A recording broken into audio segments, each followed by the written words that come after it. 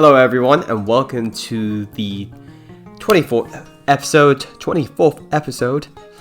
Hi everyone, welcome to the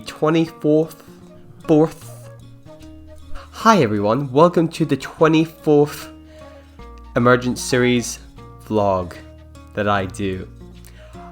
I'm not going to do another take. I've already screwed up the last two. So I can't. Why did I struggle so much to say 24th? 24th. I have to put my posh voice on. Anyway, guys. So July. I remember this is a vlog for June 2019 because I'm again doing this catch-up thing. I will try very hard because I had some feedback. I had some good feedback recently from those recent vlogs, and one of the things, my hair is a mess. Need to do another DIY cut, man. Sort this out. Anyway, tangents like I just did there. So keeping to the contents of the vlog. So, because I kind of go to and fro from this current, like say month. But the case I don't have to do that with July this year because July hasn't happened this year yet. So, I think that's already removed the problem. So let me talk about July 2019. I remember this being a really busy, tough month. There's good parts. It was a very emotional roller coaster for me, I think, in terms of things that went really well, and there was stuff that just went really shit. In terms of like different aspects of my life, not necessarily creative. But I guess one of the things I want to talk about is, with all that going on, is appreciation. I just want to make a quick thing of that.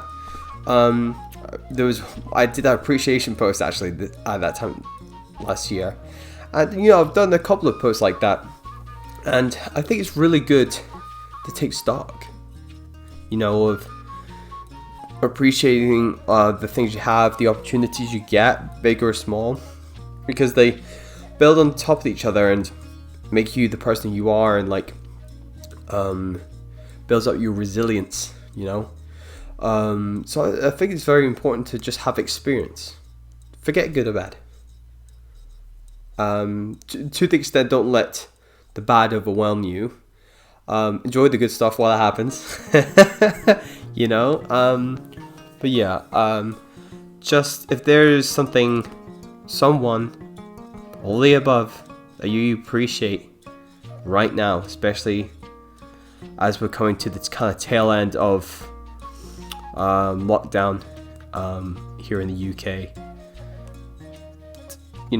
tell that person, let it be known, let people know that you appreciate them. That colleague you work with, give them a shout out. Tell your mum and your dad or any family members, tell them you love them, and it's really a somber time.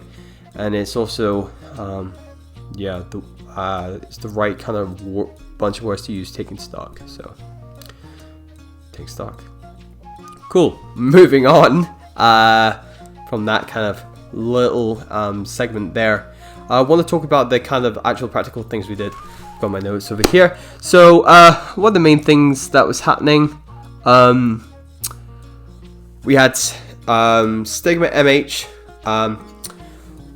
I don't know if I probably have talked about this in previous vlogs, but way back, tons of episodes ago, like probably in the when it first hit double digits on camera, not sure, around about 10 to 20, and talking about stigma.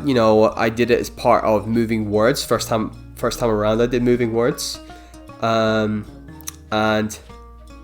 which is a platform by Kate Mummery in association with London Studio Centre, as she's the foundation teacher, but she does this platform. It's for contemporary dance, but also she likes to bring in like the hip hop theatre stuff as well. So, and I kind of sit in this middle.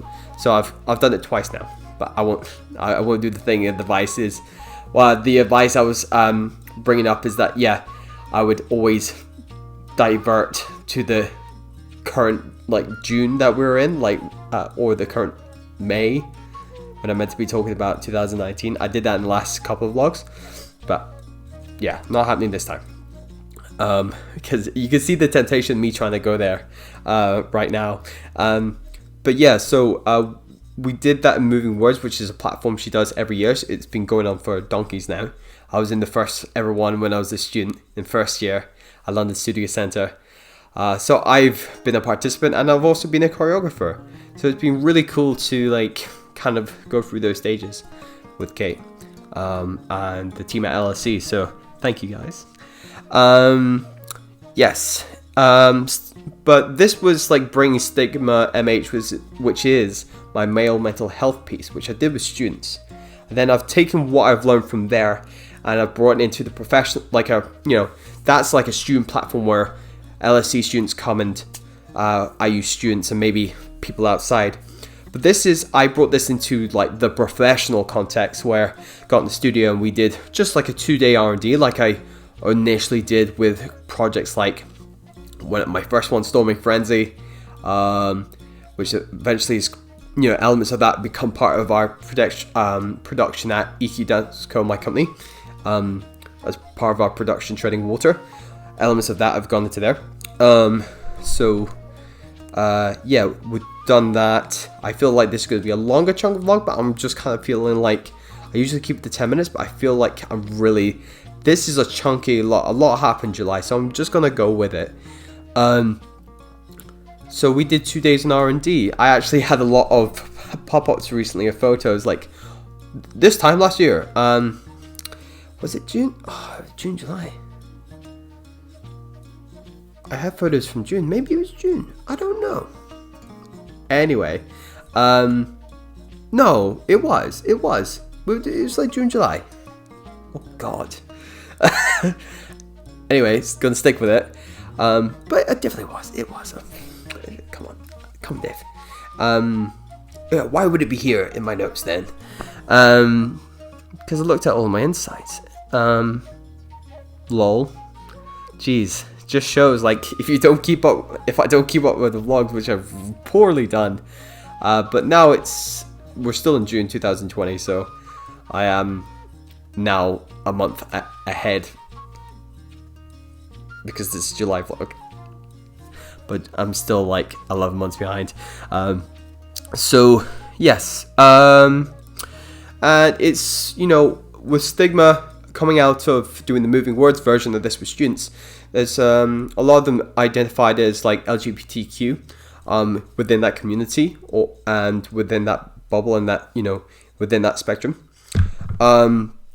So it was really important that going forward there was always going to be an element, because it did start triggering like how does, in a sense, male mental health, or those who identify or somewhere on the spectrum, is that how are they affected, how are they affected by mental health, in this case those who identify as men or on the spectrum towards masculine traits, or like your traditional cis white like straight male, and like myself. And it's one of these things where it's like, okay, the way I see it is you've got mental health, right? And it's identifying that men are like 75% are more prone to committing suicide, right, than to their female counterparts. So go that way in terms of looking at, and also because I've, as a man, am experiencing mental health, this is like due to my chest as well.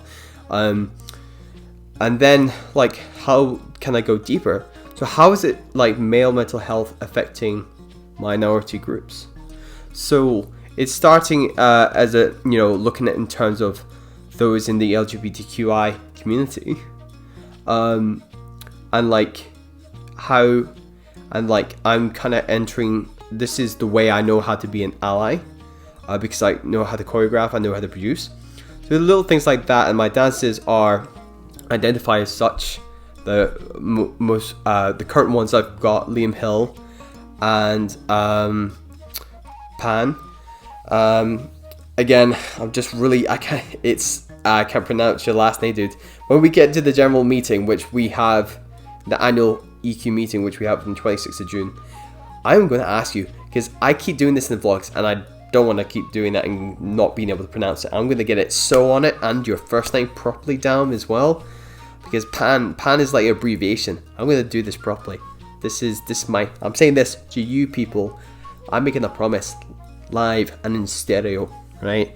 I got really passionate about that because I could feel like I could hear part of my Scottish accent come out, my Scottish side of me. But yeah, this is definitely going already into 10 minutes. This is going to be a long one, but I think it's important because it was just crazy. Will we do this in several parts? I think that's what we might do. I'll see. I'm going to keep going.